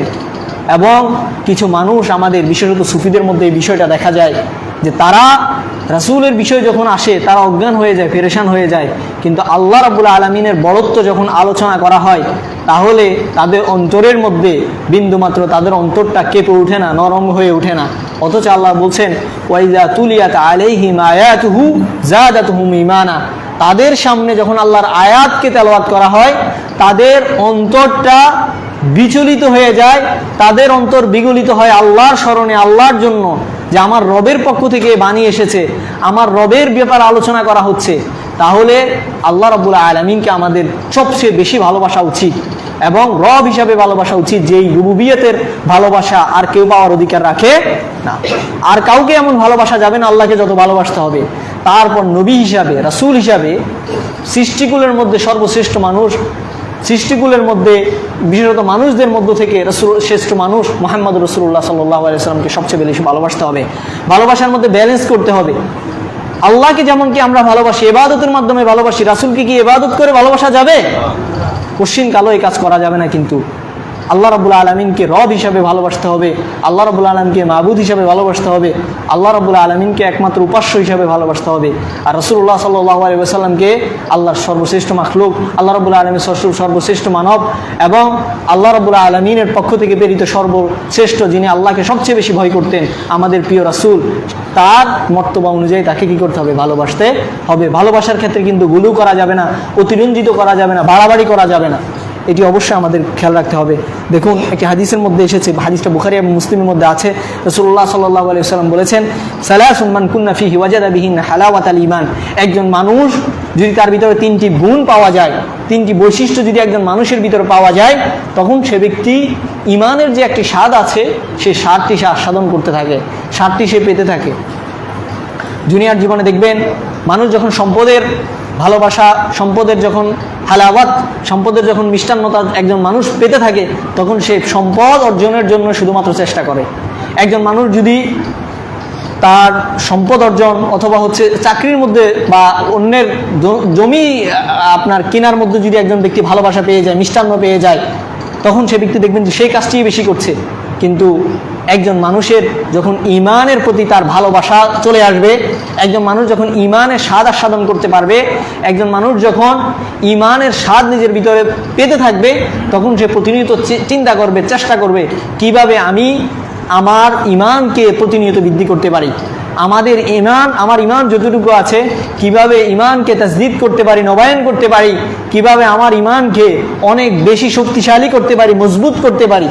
প্রত্যেকটা মানুষ যখন ঈমানের স্বাদ পেয়ে যাবে তখন প্রতিনিয়ত সে ঈমানের পিছনে দৌড়াবে এবং যে কাজগুলো ঈমানকে শক্তিশালী করে সেই কাজের দিকে সে ব্যক্তি উদ্বুদ্ধ হবে।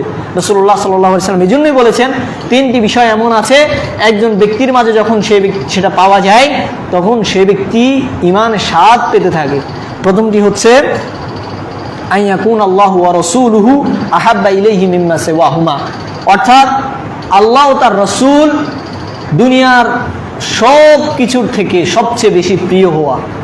একজন মানুষ যখন নিজের জীবনের প্রতিটি ক্ষেত্রে সন্তানের চেয়েও যখন আল্লাহকে বেশি প্রাধান্য দিবে, সন্তানের চেয়ে কীভাবে বেশি প্রাধান্য, যে মানুষ সন্তানের জন্য ইনকাম করার জন্য, সন্তানের মুখে খাবার পৌঁছানোর জন্য অবৈধ পন্থা বেছে নিচ্ছে, অবৈধ উপার্জন বেছে নিচ্ছে। তার স্ত্রীর জন্য ভরণ পোষণ দেওয়ার জন্য মানুষ তার অবৈধ পন্থাগুলো বেছে নিচ্ছে। যদি এই ব্যক্তি যথাযথভাবে সত্যিকার অর্থে পূর্ণভাবে আল্লাহ রাব্বুল আলামিনকে যথাযথ ভালোবাসত, আল্লাহ রাব্বুল আলামিনকে দুনিয়ার সমস্ত কিছুর উপরে প্রাধান্য দিতে পারত, তাহলে কি সে এই হারামের মধ্যে নিমজ্জিত হতে পারতো না। এজন্য প্রত্যেকের রিজিকের ব্যবস্থা আপনাকে আল্লাহ করবেন। আমরা সবচেয়ে দুঃখজনক ব্যাপার হচ্ছে আমরা নিজেদের অবস্থা বুঝি না। আপনি এমন সম্পদ হয়তো অর্জন করছেন, যেই সম্পদ আপনি দুনিয়াতে আপনি নিজেও বুঝতে পারতেছেন, আল্লাহ যদি আমাকে অনেক বড় বিপদ আপদ না দেয়, হয়তো আমার এই ধনসম্পদ আমি খেয়ে দুনিয়া থেকে স্বাভাবিক অবস্থায় যেতে পারবো না, এটা আপনি অনুভব করছেন। তারপরেও কিন্তু আপনি আপনার অবৈধ পন্থা, অবৈধ যে পদ্ধতি, অবৈধ যে ইনকাম, সেগুলো কিন্তু বন্ধ দিচ্ছেন না। আপনি আপনার সন্তানের জন্য কিছু অতিরিক্ত রেখে দিতে যাচ্ছেন, আপনি আপনার স্ত্রীর জন্য এবং পরবর্তী জেনারেশনের জন্য আপনি অনেক বেশি রেখে যেতে চাচ্ছেন। এটা প্রত্যেকে কিন্তু ভুল করছেন। কিয়ামতের দিন আপনাকে আল্লাহ রাব্বুল আলামিনের দরবারে একা দাঁড়াতে হবে। আল্লাহ সূরা মারিয়ামের মধ্যে বলছেন, কুল্লুহুম আতিহি ইয়াউমাল কিয়ামাতি ফারদা। প্রত্যেক ব্যক্তি আল্লাহ রাব্বুল আলামিনের কাছে একা যাবে। আল্লাহ রাব্বুল আলামিন বলছেন, ইয়াউমা ইয়াফিরুল মারউ মিন আখি ও উম্মিহি ও আবি ও সাহিবাতিহি ও বানি। সেদিন প্রত্যেকটা মানুষ একজন অন্যজনকে দেখে পালাতে থাকবে, পরিচয় দিতে পারবে না, পরিচয় দিতে চাইবে না। আপনার সন্তান যার জন্য আপনি অবৈধ পন্থা উপার্জন করছেন, আপনার সন্তান যার জন্য আপনার দুনিয়ার জীবনে আল্লাহর যে হুকুম আছে, আল্লাহর যে হক আছে, সেই হকগুলোকে আপনি নষ্ট করছেন, সে সন্তান কিন্তু কিয়ামতের দিন আপনাকে পরিচয় দিবে না একটা নির্দিষ্ট সময়ের মধ্যে। যখন বিষয়টা তার সবার হাতে আমলনামা দিয়ে দেওয়া হবে, তখন কিন্তু আপনার সন্তান আপনার পরিচয় দিবে না, আপনাকে দেখে পালাবে। আর নেকি দেয়া তো অনেক পরের কথা। এজন্য সম্মানিত উপস্থিতি, প্রত্যেকেরই উচিত আমি কী উপার্জন করছি সেটার বিষয়ে অবশ্যই খেয়াল রাখা। এটাকে আল্লাহ রাব্বুল আলামিনকে এবং তার রাসূলকে আমি যথাযথ প্রাধান্য দিতে পারছি কিনা, সেই প্রশ্ন। তো এই জন্য আল্লাহ রাব্বুল আলামিনকে ভালোবাসার অন্যতম একটি গুরুত্বপূর্ণ বিষয় হচ্ছে, আল্লাহ রাব্বুল আলামিনের হকের অন্যতম একটি গুরুত্বপূর্ণ বিষয় হচ্ছে আল্লাহ রাব্বুল আলামিনকে ভালোবাসা। দেখুন, শেখুল ইসলাম ইবনে তাইমিয়া রাহিমাহুল্লাহর বিখ্যাত ছাত্র ইমাম ইবনুল কাইয়্যিম রাহিমাহুল্লাহ বলছেন, মুহাব্বাতুল উবুদিয়্যাহ, দাসত্বের যে ভালোবাসা, মানুষ যে আল্লাহর দাস, এটা প্রকাশ করে যেই মানুষের ভিতরে যে ভালো লাগা কাজ করে, দাসত্বের যে ভালোবাসা, হিয়া আশরাফু আনওয়াইল মুহাব্বা। দুনিয়ার জীবনে যত ভালোবাসার যত প্রকার আছে, সবচেয়ে মর্যাদাপূর্ণ, সবচেয়ে উত্তম ভালোবাসা হচ্ছে উবুদিয়্যাত, অর্থাৎ দাসত্বের ভালোবাসা। একজন মানুষ তার মুনিব, তার রব আল্লাহ রাব্বুল আলামিনকে ভালোবাসবে। দুনিয়ার জীবনের যত ভালোবাসা আছে, সবচেয়ে উৎকৃষ্ট, সবচেয়ে উন্নত মানের ভালোবাসা হচ্ছে একজন মানুষ কাকে বেশি ভালোবাসবে, আল্লাহকে বেশি ভালোবাসবে। এটা আপনি যখন আল্লাহকে যথাযথভাবে ভালোবাসতে পারবেন, তখনই কেবলমাত্র অনুধাবন করবেন। আমাদের উপমহাদেশের মনে হয় একজন আলেম বলছিলেন যে দিল্লির শাসকরা তাদের সিংহাসনে বসে প্রতিনিয়ত যে মজা পাচ্ছে, আল্লাহ রাব্বুল আলামিনের জন্য আমরা তাহাজ্জুদের মধ্যে সিজদা দিয়ে ইবাদত করে তার চেয়ে বেশি মজা পাচ্ছি। সুবহানাল্লাহ। এই জন্য আপনি যখন নিজেকে আল্লাহর জন্য সঁপে দিতে পারবেন, আপনি একমাত্র আল্লাহর জন্য ইবাদত করবেন, আল্লাহর কাছেই একমাত্র আপনি নিজের আশা করবেন, আল্লাহ রাব্বুল আলামিনের কাছে সেই চির সুখের জান্নাতের আশা করবেন, তখনই একমাত্র আপনি আল্লাহর একমাত্র দাস হয়ে গিয়ে আপনি নিজের ভিতরে সেই প্রশান্তি অনুভব করবেন। সুবহানাল্লাহ। এবং ইবনুল কাইয়্যিম রাহিমাহুল্লাহ বলছেন, ওয়া খালিসু হাক্কিল্লাহ, এটা পাওয়ার অধিকার একমাত্র আল্লাহ রাব্বুল আলামিনের, অন্য কারো এই ভালোবাসা পাওয়ার কি নাই, কোনো অধিকার নেই, একমাত্র আল্লাহ রাব্বুল আলামিনের একমাত্র পাওয়ার অধিকার। দেখুন, রাসূলুল্লাহ সাল্লাল্লাহু আলাইহি ওয়াসাল্লাম, মুহাম্মদ রাসূলুল্লাহ সাল্লাল্লাহু আলাইহি ওয়াসাল্লাম, যিনি সাইয়্যিদু উলদি আদম সন্তানের মধ্যে যিনি নেতা, যিনি শ্রেষ্ঠ ব্যক্তিত্ব, যিনি আল্লাহকে সবচেয়ে বেশি ভয় করেন, যিনি আমাদেরকে বলেছেন আমি তোমাদের মধ্যে সবচেয়ে বেশি আল্লাহকে ভয় করি, সেই মুহাম্মদ রাসূলুল্লাহ সাল্লাল্লাহু আলাইহি ওয়াসাল্লাম নিজেকে দাস পরিচয় দিতে সর্বদা পছন্দ করতেন। আল্লাহর দাসত্ব, আল্লাহর দাস হিসাবে পরিচয় দেওয়াটা অত্যন্ত সম্মানের। এজন্য আমরা যখন শাহাদা পড়ি, আশহাদু আল্লা ইলাহা ইল্লাল্লাহ ওয়া আশহাদু আন্না মুহাম্মাদান আবদুহু, প্রথমে আব্দের কথা বলি, তারপর রাসূলের কথা বলি। অর্থাৎ তিনি নিজের জন্য পছন্দ করেছেন আব্দ হওয়াকে। আল্লাহ তাকে দুনিয়ার মধ্যে রাজত্ব দিতে চেয়েছিলেন, অন্যান্য বাদশাদের মতো আল্লাহ রাব্বুল আলামিন তাকে চয়ন করতে বলেছেন যে আপনি কি দাস হতে চান আল্লাহর, নাকি দুনিয়ার জীবনে আপনি রাজা বাদশা হতে চান। তিনি নিজের জন্য দাসত্বকে পছন্দ করে নিলেন। সুবহানাল্লাহ। সম্মানিত উপস্থিতি, আল্লাহ রাব্বুল আলামিনের অন্যতম হকের তারপরে যে গুরুত্বপূর্ণ হক হচ্ছে আল মুদাওয়ামা আলা যিকরিল্লাহ, অর্থাৎ আল্লাহ রাব্বুল আলামিনের সর্বদা জিকির করা। আমাদের জিহ্বাকে, আমাদের জিহ্বাকে সর্বদা আল্লাহ রাব্বুল আলামিনের জন্য, আল্লাহ রাব্বুল আলামিনের স্মরণে শুধুমাত্র ভিজা রাখা উচিত। আল্লাহ রাব্বুল আলামিনের জিকির কিন্তু অত্যন্ত ব্যাপক বিষয়। আল্লাহ জিকির হচ্ছে আল্লাহর স্মরণ। রাসূলুল্লাহ সাল্লাল্লাহু আলাইহি ওয়াসাল্লাম বলেছেন, মাজতামা কওমুন ফি বাইতিন মিন বুয়ুতিল্লাহ, একটা কওম, একটা গোত্র যখন আল্লাহর কোনো একটি ঘরের মধ্যে উপস্থিত হয়। এই যে আজকে আপনারা আল্লাহর কথা শোনার জন্য, আল্লাহর জিকির মানে প্রথমত বুঝতে হবে আল্লাহর স্মরণ। শুধুমাত্র সুবহানাল্লাহ, আলহামদুলিল্লাহ, আল্লাহু আকবার, এই নির্দিষ্ট এগুলোও আজকারের অন্তর্ভুক্ত, এগুলো বলাই জিকির না। আপনি যে আল্লাহর কাছে দোয়া করছেন, জিকির মানে আল্লাহর স্মরণ। আপনি যখনই আল্লাহর স্মরণ করছেন সেটাই কিসের অন্তর্ভুক্ত? জিকিরের অন্তর্ভুক্ত। আল্লাহ রাসূল বলছেন, মাজতামা কওমুন ফি বাইতিন মিন বুয়ুতিল্লাহ, একটা কওম, একটা জাতি যখন একটা নির্দিষ্ট হালাকায়, নির্দিষ্ট বাইত, আল্লাহর ঘরগুলোর মধ্যে একটা ঘরের মধ্যে একত্রিত হয়, জমা হয়, তারপরে তারা কি করে? ইয়াতলুনা কিতাব আল্লাহ, আল্লাহর কিতাব পড়তে থাকে। অর্থাৎ অথবা কেউ আল্লাহর কিতাব পড়ছে, তারা শুনে, ওয়া ইয়াতাদারাসুনা, এবং মুদারাসা করে, তারা শিখে, একজন অন্যজন আল্লাহ রাব্বুল আলামিনের যে জিকির, আল্লাহ রাব্বুল আলামিনের স্মরণ, আল্লাহ রাব্বুল আলামিনের যে কোরআন এবং তার পক্ষ থেকে যে গায়রে মাতলুর মাধ্যমে আসা হাদিস, সে হাদিসের স্মরণ তারা করতে থাকে। আল্লাহ রাব্বুল আলামিন তাদের ব্যাপারে বলছেন, ইল্লা নাজালাত আলাইহিমুস সাকিনা, আল্লাহ তাদের উপর রহমত বর্ষণ করেন। সুবহানাল্লাহ। ওয়া গাশিয়াতুহুমুর রাহমা, রহমত দিয়ে আল্লাহ রাব্বুল আলামিন তাদেরকে ঢেকে দেন। ওয়া হাফাতুহুমুল মালাইকা, ফেরেশতাদের মাধ্যমে আল্লাহ রাব্বুল আলামিন তাদেরকে ঢেকে দেন। ফেরেশতারা তাদের ঢানার মাধ্যমে এই মজলিসকে ঢেকে রাখে। সুবহানাল্লাহ। তার চেয়ে আরো গুরুত্বপূর্ণ ব্যাপার হচ্ছে, আল্লাহ বলছেন, রাসূল আমাদেরকে জানিয়েছেন, ওয়া যাকারাহুমুল্লাহু ফি মান ইনদা, আল্লাহ রাব্বুল আলামিনকে আপনি যে দুনিয়ার মধ্যে বসে স্মরণ করছেন, আরশের উপর থেকে আল্লাহ রাব্বুল আলামিন তার কাছে যে ফেরেশতা আছে, আল্লাহ রাব্বুল আলামিন তাদের কাছে আপনার স্মরণ করছেন। সুবহানাল্লাহ। এর চেয়ে একজন বান্দার, একজন ব্যক্তির আর কত বেশি হতে পারে, আর কত দাম হতে পারে যে রব্বুল আলামিন আরশে আজিমের উপরে তার স্মরণ করছেন। সুবহানাল্লাহ। এজন্য আল্লাহ বলছেন যে ফাযকুরুনি আযকুরকুম, যে তোমরা আমার স্মরণ করো, আমি তোমাদেরকে স্মরণ করবো। আল্লাহু আকবার। অশকুরুলি ওয়ালা তাকফুরুন, এবং আমার শুকরিয়া আদায় করো, অকৃতজ্ঞ হইও না। সম্মানিত উপস্থিতি, আল্লাহ শুকরিয়া আদায় করা উচিত। আপনি আল্লাহ রাব্বুল আলামিনের শুকরিয়া আদায় না করে যেতে পারবেন না। আমরা প্রথমে একটু আলোচনা করেছি আল্লাহ কত নিয়ামত, অনুগ্রহ দিয়ে আমাদেরকে তৈরি করেছেন এবং কত নিয়ামত দিয়ে আমাদেরকে ডেকে রেখেছেন। আপনি যে প্রতিনিয়ত ফ্রি, আপনাকে শ্বাস দেয়া লাগছে না, টাকা দেয়া লাগছে না, প্রতিনিয়ত শ্বাস নিঃশ্বাস নিতে পারছেন। যে ব্যক্তি শ্বাস বন্ধ হয়ে যাচ্ছে, সে ব্যক্তি একমাত্র বলতে পারে যে একটি শ্বাসের দাম কত বেশি। যে ব্যক্তি ক্ষুধার্তে হাহাকার করছে, খাবার পাচ্ছে না, সে ব্যক্তি খাবারের মর্যাদা যথাযথভাবে অনুধাবন করতে পারে। এজন্য আল্লাহ রাব্বুল আলামিনের স্মরণ এবং আল্লাহ রাব্বুল আলামিনের শুকরিয়া আমাদের প্রত্যেকের করা আল্লাহ রাব্বুল আলামিনের হকগুলোর মধ্যে অন্যতম। তারপরে অন্যতম গুরুত্বপূর্ণ বিষয় হচ্ছে আল্লাহ রাব্বুল আলামিনের উপর সন্তুষ্ট হওয়া। আমাদের প্রত্যেকের আল্লাহ রাব্বুল আলামিনের উপর সন্তুষ্ট হতে হবে। আল্লাহর দিন, আল্লাহ রাব্বুল আলামিনকে আপনি রব হিসাবে পেয়ে প্রথমত নিজের ভিতরে আত্মতৃপ্তি অনুভব করতে হবে, সন্তুষ্ট হতে হবে। এজন্য আমরা প্রতিদিন সকালবেলা বলি রাদিতু বিল্লাহি রব্বা, আমরা প্রতিদিন সকালবেলা স্বীকৃতি দিই, ইয়া আল্লাহ, আপনাকে রব হিসাবে পেয়ে আমরা সন্তুষ্ট। অবিল ইসলামী দিনা, আপনার দিন, আপনার কাছে মনোনীত একমাত্র দিন ইসলামকে দিন হিসাবে পেয়ে আমরা কি সন্তুষ্ট। অবি মুহাম্মাদির রসুলা, এবং আপনার পক্ষ থেকে আসা আপনার হাবিব মুহাম্মদ সাল্লাল্লাহু আলাইহি ওয়াসাল্লামকে আমরা রসুল হিসাবে পেয়ে কি সন্তুষ্ট।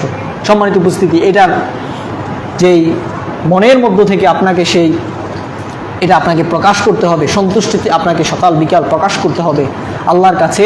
আল্লাহর হকের অন্যতম একটি হক হচ্ছে সন্তুষ্টগুলো আল্লাহ রাব্বুল আলামিনকে, আল্লাহ রাব্বুল আলামিনের সন্তুষ্টাগুলোকে প্রকাশ করা। ইবনুল কাইয়্যিম বলছেন, মিন হাক্কিহি সুবহানাহু ওয়া তাআলা, আল্লাহর যত হক আছে তার মধ্যে এটা হক একটি হচ্ছে আলা কুল্লি আহাদিন, প্রত্যেকের উপর, মিন আবিদি, আল্লাহর যত বান্দা আছে ইন্ডিভিজুয়াল, প্রত্যেক ব্যক্তিগতভাবে প্রত্যেকের উপর আল্লাহ রাব্বুল আলামিনের এই হক রয়েছে, সেটা হচ্ছে আইয়ার দিয়া বিহি রব্বা, আল্লাহকে সেই ব্যক্তি রব হিসাবে পেয়ে সন্তুষ্ট হবে, অবিল ইসলামী দিনা, ইসলামকে দিন হিসাবে পেয়ে সন্তুষ্ট হবে, অবি মুহাম্মদ রসুলা, মুহাম্মদ সাল্লাল্লাহু আলাইহি ওয়াসাল্লামকে নবী হিসাবে অথবা মুহাম্মদ সাল্লাল্লাহু আলাইহি ওয়াসাল্লামকে রসুল হিসাবে পেয়ে সন্তুষ্ট হবে। এই জন্য প্রত্যেকের মুহাম্মদ সাল্লাল্লাহু আলাইহি ওয়াসাল্লামকে রসুল হিসাবে পেয়ে, ইসলামকে দিন হিসাবে পেয়ে, একমাত্র এবং আল্লাহ রাব্বুল আলামিনকে রব হিসাবে পেয়ে সন্তুষ্ট আপনাকে অনুধাবন করতে হবে। এটা আল্লাহ রাব্বুল আলামিনের অন্যতম একটি হক। তারপর একটি গুরুত্বপূর্ণ বিষয় হচ্ছে আল্লাহ রাব্বুল আলামিনের দিকে অন্যায়কে আমরা নিসবত করব না, আল্লাহ রাব্বুল আলামিনের দিকে কোনো খারাপিয়াত করব না। মনে রাখবেন একটি ছোট্ট বিষয় অনেকে ভুল করে থাকেন, গুরুত্বপূর্ণ কিন্তু অনেকেই ভুল করেন, সেটি হচ্ছে অনেকে মনে করেন যে আল্লাহ রাব্বুল আলামিন মন্দ সৃষ্টিকারী, অর্থাৎ আল্লাহ রাব্বুল আলামিন সৃষ্টি করেছেন। আল্লাহ রাব্বুল আলামিনের একটা হচ্ছে সৃষ্টি করা আর একটা হচ্ছে সৃষ্ট বিষয়। যেটা সৃষ্ট, যেমন বিষ, এটার ভিতরে হয়তো ক্ষেত্র বিশেষ মন্দ থাকে, কিন্তু এটার উপকারও আছে। যারা জমিতে কীটনাশক দেয়, বিষ দেয়, তাহলে তার জন্য এই বিষটা উপকারী না অপকারী? উপকারী। তাহলে আল্লাহর সৃষ্টির মধ্যে খারাপিয়াত থাকতে পারে, অর্থাৎ আল্লাহ রাব্বুল আলামিনের যে সৃষ্ট বিষয় সেটার মধ্যে খারাপ থাকতে পারে, কিন্তু আল্লাহর সৃষ্ট করা যে গুণ সেটার মধ্যে কি নাই, কোনো খারাপ নাই। এটার মধ্যে কিন্তু প্রত্যেকের পার্থক্য করতে হবে, এটা কিন্তু ইমানি বিষয়। আল্লাহ যে সৃষ্টি করা সেটার মধ্যে খারাপ নাই, কিন্তু আল্লাহ রাব্বুল আলামিনের যে সৃষ্টি করার পর যে সৃষ্টি আসছে সেটার ভিতরে খারাপিয়াত থাকতে পারে। ছুরি মানুষ ভালো কাজেও ব্যবহার করে, খারাপ কাজেও ব্যবহার করে থাকে। তারপরে দেখুন, এবং কি রাসূল সাল্লাল্লাহু আলাইহি ওয়াসাল্লাম বলছেন সহিহ মুসলিমের হাদিস, অল খায়রু কুল্লুহু ফি ইয়াদাইক, যত ভালো কাজ আছে সব আপনার দুই হাতের মাঝে, ওয়াশাররু লাইসা ইলাইক, আর মন্দ কোনো জিনিস আপনার দিকে নিসবত করা যায় না। খারাপিয়াত কোনো কিছু আল্লাহর দিকে কি করা যায় না, নিসবত করা যায় না। তারপরে অত্যন্ত গুরুত্বপূর্ণ একটি বিষয় হচ্ছে আল্লাহর হকের, সেটা হচ্ছে আল্লাহ রাব্বুল আলামিনের বেশি বেশি ইস্তেগফার করা, আল্লাহ রাব্বুল আলামিনের বেশি বেশি তাওবা করা। মুহাম্মদ রাসূলুল্লাহ সাল্লাল্লাহু আলাইহি ওয়াসাল্লাম, যাকে আল্লাহ রাব্বুল আলামিন কোরআনের আয়াত নাজিল করে বলেছেন যে আল্লাহ রাব্বুল আলামিন তো আপনার পূর্বের এবং পরের সমস্ত গুনাহ খাতা মাফ করে দিয়েছেন, সেই রাসূল সাল্লাল্লাহু আলাইহি ওয়াসাল্লাম দিনে তিনি বলছেন, ইন্নী লা আস্তাগফিরুল্লাহ ফিল ইয়াউমি মিয়াতা মাররা, আমি দিনে 100 বার আল্লাহর কাছে ইস্তেগফার করি। সুবহানাল্লাহ। মুহাম্মদ রাসূলুল্লাহ সাল্লাল্লাহু আলাইহি ওয়াসাল্লাম, যিনি তাহাজ্জুদে যখন দাঁড়াতেন তার পা ফুলে যেত, উম্মুল মুমিনিন আয়েশা রাদিয়াল্লাহু আনহা বলছেন, আল্লাহ তো আপনার পূর্বের এবং পরের সমস্ত গুনাহ খাতা মাফ করে দিয়েছেন। তখন তিনি জবাব দিচ্ছেন, আফালা আকুনু আবদান শাকুরা, আমি কি আল্লাহ শুকরগুজার বান্দাদের অন্তর্ভুক্ত হব না? সেই মুহাম্মদ রাসূলুল্লাহ সাল্লাল্লাহু আলাইহি ওয়াসাল্লাম দিনে 70 বারেরও বেশি আল্লাহ রাব্বুল আলামিনের কাছে ইস্তেগফার করতেন। সুবহানাল্লাহ। এই জন্য এটা বলার অপেক্ষা রাখে না আমাদের আল্লাহ রাব্বুল আলামিনের কাছে কত বেশি ইস্তেগফার করা উচিত। সম্মানিত উপস্থিতি, সর্বশেষ যে বিষয়টি বলবো আল্লাহ রাব্বুল আলামিনের হক প্রত্যেকের জানা উচিত, সেটা হচ্ছে ইহসানুজ জন্নি বিল্লাহ, অর্থাৎ আল্লাহ রাব্বুল আলামিনের ব্যাপারে সুধারণা করা। একটু পার্থক্য আমাদেরকে জানা উচিত। আল্লাহ রাব্বুল আলামিনের কোনটা সুধারণা, রজা একটা, আরেকটা হচ্ছে তামান্নি। একটা হচ্ছে আশা করা রজা দিয়ে, আরেকটা হচ্ছে তামান্নি শব্দ দিয়ে আকাঙ্ক্ষা করা। মনে করুন একজন ব্যক্তি সকালবেলা ঘুম থেকে উঠা থেকে শুরু করে একদম ঘুমাতে যাওয়ার আগ পর্যন্ত প্রত্যেকটি কাজ আল্লাহ রাব্বুল আলামিনের নাফরমানিতে লিপ্ত। আল্লাহ ফজরের সালাত তাকে আদায় করতে বলেছেন, সে ব্যক্তি ফজরের সালাত আদায় করেনি। আল্লাহ রাব্বুল আলামিন তাকে হারাম কাজগুলো থেকে বিরত থাকতে বলেছেন, সে হারাম কাজ থেকে বিরত থাকেনি। তার ব্যক্তি জীবনের মধ্যে আল্লাহ রাব্বুল আলামিনের যে বিধান রয়েছে তার জীবনের মধ্যে, তার ব্যক্তি সত্তার ভিতরে সেই বিধানগুলো দক্ষ করা যায় না। একজন মানুষ সর্বদা অর্থাৎ আল্লাহর নাফরমানিতে লিপ্ত, আর সে ব্যক্তি সব সময় আল্লাহর কাছে জান্নাতের আশা করে আছে, আল্লাহর কাছে ভালো কিছুর আশা করে আছে, এটাকে আল্লাহ রাব্বুল আলামিনের সাথে তামাশা নয়? অবশ্যই তামাশা। আপনি জীবনের প্রত্যেকটি মুহূর্ত আল্লাহর নাফরমানিতে লিপ্ত হয়ে আল্লাহর কাছে যে সুন্দর আশা করছেন, এটা আপনি ইবনে কাইয়িম রাহিমাহুল্লাহ তার বিখ্যাত কিতাব আদ-দাওয়া ওয়াদ-দাওয়া আল জওয়াবুল কাফি লিমান সাআল আনি দাওয়া ইশ-শাফি, তার কিতাবের মধ্যে বিস্তারিতভাবে উল্লেখ করছেন। এটা আপনি নিজেকে নাফরমানির মধ্যে রেখে আল্লাহর কাছে সুধারণা করছেন। ইবনে কাইয়িম বলছে আপনি নিজের মধ্যে ধোঁকাগ্রস্ত অবস্থায় আছেন, আপনি নিজের মধ্যে ধোঁকায় নিমজ্জিত রয়েছেন। আপনি আল্লাহর যে বিধান আছে সেগুলোকে করতে থাকবেন, পরবর্তীতে আল্লাহ রাব্বুল আলামিনের কাছে আপনি কি করবেন, আল্লাহ ভালো আশা করবেন, ভালো ধারণা করবেন। এবং সারা জীবন আমাদেরকে আল্লাহ রাব্বুল আলামিনের ব্যাপারে ইবাদত যেমন আমরা করব, সাথে সাথে আল্লাহ রাব্বুল আলামিনকে আমরা আল্লাহর কাছে ভালো ধারণাও করব। আবার নিরুপায় হয়ে যাব না, হতাশ হয়ে যাব না, আল্লাহ তো শাস্তি দিয়ে আমাদের করে ফেলবেন, একদম হতাশ হওয়া যাবে না। আবার অতিরিক্ত আশা করা যাবে না। এই জন্য বলা হয় আল ইমান বাইনাল খাউফি ওয়ার রাজা। আশা করা, ইবাদত করে আশা করা, এবং ইবাদত আল্লাহর কাছে কবুল হয়েছে কিনা এই ভয় করা, এই দুইটার মাঝেই রয়েছে ইমান। সম্মানিত উপস্থিতি, এই জন্য আর যখন মানুষের মৃত্যু চলে আসবে, যখন তার মৃত্যু একেবারে কাছে চলে আসবে, আর কোনো ইবাদতের সুযোগ নাই, এখনই হয়তো মালাকুল মউত তার কাছে চলে আসবে, তখন ইমামরা বলছেন, আলেমরা বলছেন, তখন তার আশাটা বৃদ্ধি পাবে। কারণ তার কাছে আর ইবাদত করার কি নাই, কোনো স্পেস নাই, সুযোগ নাই। সম্মানিত উপস্থিতি, এই প্রত্যেকটা বিষয় যতগুলো আমরা আল্লাহর হকের ব্যাপারে জানার চেষ্টা করেছি, আল্লাহ রাব্বুল আলামিন আমাদেরকে আমল করা তৌফিক দান করুন। সম্মানিত উপস্থিতি, আমরা জীবনের প্রত্যেকটি হকের ব্যাপারে জানতে চাই, কিন্তু আমরা প্রথমেই বলেছিলাম সন্তান হলে আপনি চিন্তা করেন যে আমার সন্তানের জন্য আমার কি দায়িত্ব, কিন্তু যে আল্লাহ আপনাকে সৃষ্টি করেছেন সে আল্লাহ রাব্বুল আলামিনের হক আমাদের প্রত্যেকের জানা উচিত। আমাদের প্রত্যেকের উপর জানা আউজাবুল ওয়াজিবাত, যত ওয়াজিবাত আছে সবচেয়ে গুরুত্বপূর্ণ ওয়াজিব হচ্ছে, সবচেয়ে উত্তম ওয়াজিব হচ্ছে এই সকল বিষয়গুলোর ব্যাপারে জানা। সম্মানিত উপস্থিতি, আপনারা জানেন সামনে পহেলা বৈশাখ আসছে। এটা কখনো মুসলমানদের কোনো সংস্কৃতি না, এটা আপনাকে বিশ্বাস করতে হবে। এই বিষয়গুলোই বলছিলাম, আল্লাহর পক্ষ থেকে মুহাম্মদ রাসূলুল্লাহ সাল্লাল্লাহু আলাইহি ওয়াসাল্লাম যে দিন নিয়ে এসেছেন, সেই দিনকে আপনাকে স্বীকৃতি দিয়েছেন যে আমার কোনো সে নাই, আমার কিছু বলার নাই, আমার এই দিনের উপর ওভারটেক করে আমার কোনো অপশান নাই, আইয়াকুন আলাহুমুল খিয়ারা, যে আমার কোনো অপশান নাই। আল্লাহ তার রসুল, যে আল্লাহ রসুল বলছেন মান তাশাব্বাহা বিকওমিন ফাহুয়া মিনহুম, যে ব্যক্তি বিজাতীয় কোনো সংস্কৃতিকে ফলো করে, বিজাতীয় কোনো ধর্মীয় অনুষ্ঠানকে ফলো করে, সে তাদের অন্তর্ভুক্ত, সে মুহাম্মদ সাল্লাল্লাহু আলাইহি ওয়াসাল্লামের অন্তর্ভুক্ত নয়, নাউজুবিল্লাহ। এই জন্য সম্মানিত উপস্থিতি, এটা মুসলিমদের কালচার না। মুসলিমদের কালচারের সময় আপনাদেরকে তো যে ইবাদত যথাযথভাবে হয়তো অনেকের করতে দেখা যায় না দুঃখজনকভাবে। মুসলমানদের সংস্কৃতি হচ্ছে প্রতিদিন আল্লাহ রাব্বুল আলামিন নিকটতম আসমানে নেমে আসেন এবং ডাকতে থাকেন যে কে ক্ষমা পাপ চাইবে আল্লাহর কাছে তিনি ক্ষমা করবেন, কে রিজিক চাইবে আল্লাহ তো তিনি রিজিক দান করবেন। প্রতিদিন তো আপনার জায়নামাজ ভোরবেলা উঠে আল্লাহ রাব্বুল আলামিনের কাছে চাওয়া, এটা হচ্ছে মুসলিমদের সংস্কৃতি। মুসলিমদের সংস্কৃতি তো এটা হবে, মুসলিমদের যে কালচার সেটা তো এটা, যে একজন মুসলিম তার যে ঈদের যে ফেস্টিভ্যাল আছে, ঈদ অনুষ্ঠানগুলো আছে, এগুলোকে যথাযথভাবে পালন করবে, তখন সে আনন্দময় থাকবে। ইসলাম যতটুকু আমাদের জন্য নির্ধারণ করে দিয়েছেন আমাদের সংস্কৃতি হিসাবে, এর বাহিরে ইসলামের কোনো সংস্কৃতি নাই, বিজাতীয় কোনো সংস্কৃতি। এটা মুসলিম হিসাবে এটা না করলে আপনার অনেক বেশি ক্ষতি হয়ে যাবে না, কিন্তু এখানে হয়তো এমন মুহাররামাত আছে, এমন হারাম আছে, এবং ক্ষেত্র বিশেষ আগে দেখতেন আপনারা অনেকে মঙ্গল শোভাযাত্রা নামে বিভিন্ন কুফরি, বিভিন্ন শিরকি বিষয়গুলা এগুলোর মধ্যে ইনক্লুডেড ছিল, অন্তর্ভুক্ত ছিল। এগুলা অবশ্যই প্রত্যেক মুসলমানদের জন্য বর্জন করা ফরজ, প্রত্যেক মুসলমানদের জন্য অত্যাবশ্যক। এই সকল ভ্রান্ত খারাপ বিশ্বাসগুলা, এবং কি আমাদের সমাজে, আমাদের গ্রামগঞ্জে অনেককে এরকম পর্যন্ত ধারণা দেখা যায় যে তারা ধারণা করে আছেন যে পয়লা বৈশাখের দিন যদি একটু ভালো খাবার দাবার খাই তাহলে সারা জীবন আমি ভালো খাবার দাবার খাবো। নাউজুবিল্লাহ। পয়লা বৈশাখের যে খাবার দাবার ভালো খাবার, সেটা কি আপনার পরবর্তী রিজিক দেওয়ার মালিক?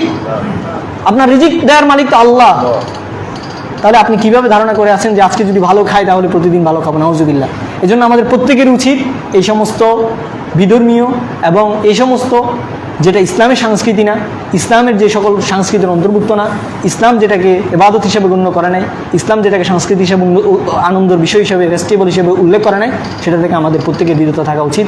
আরেকটি বিষয় যেটা হচ্ছে, আমরা রিজিকের ব্যাপারে কথা বলছিলাম, আমরা বলছিলাম যে দুনিয়ার জীবনকে আমরা প্রাধান্য না দিই, আখিরাতের জীবনকে প্রাধান্য দিই। তার মধ্যে একটি গুরুত্বপূর্ণ বিষয় ছিল, আপনারা অনেকেই মাদক বিষয়ের সাথে জড়িত হয়তো বা বিভিন্ন মাদক। দেখুন, মদের সাথে রাসূল সাল্লাল্লাহু আলাইহি ওয়াসাল্লাম শুধু মদ খাওয়াকে বলেন নাই, মদকে যারা সাপ্লাই করবে, বানাবে, এর থেকে শুরু করে একেবারে ডিস্ট্রিবিউটর পর্যন্ত যারাই আছে, রাসূল সাল্লাল্লাহু আলাইহি ওয়াসাল্লাম 10 শ্রেণীকে লানত দিয়েছেন। নাউজুবিল্লাহ। শুধু যে খাইবে তার অন্যায় না, যে সার্ভ করবে, যে প্রদান করবে, যে সামনের দিকে এগিয়ে দিবে, তারও কিন্তু এখানের মধ্যে গুনাহের একটা ভাগ রয়েছে। এই জন্য এই সকল মুহাররামাত বিষয়গুলো আছে। আল্লাহ আপনার রিজিকের ব্যবস্থা করবেন। আপনার আশেপাশে কেউ না খেয়ে নাই, আল্লাহ আপনাকে যতটুকু দিয়েছেন, দুনিয়ার অনেক মানুষকে সেটা দেন নেই। দুনিয়ার অনেক এমন মানুষ আছে যে ব্যক্তি আজকে সকালবেলা খেয়েছে, দুপুরে কোথায় খাবে, কী খাবে, তার সেই অবস্থা নাই, কিন্তু আল্লাহ আপনাকে এমন রাখেন না, আল্লাহ আপনাকে রিজিকে মারবেন না। সম্মানিত উপস্থিতি, এই জন্য আমরা চেষ্টা করব মুহাররামাত থেকে বিরত থাকার জন্য। আল্লাহ রাব্বুল আলামিন আমাদের থেকে তৌফিক দান করুন।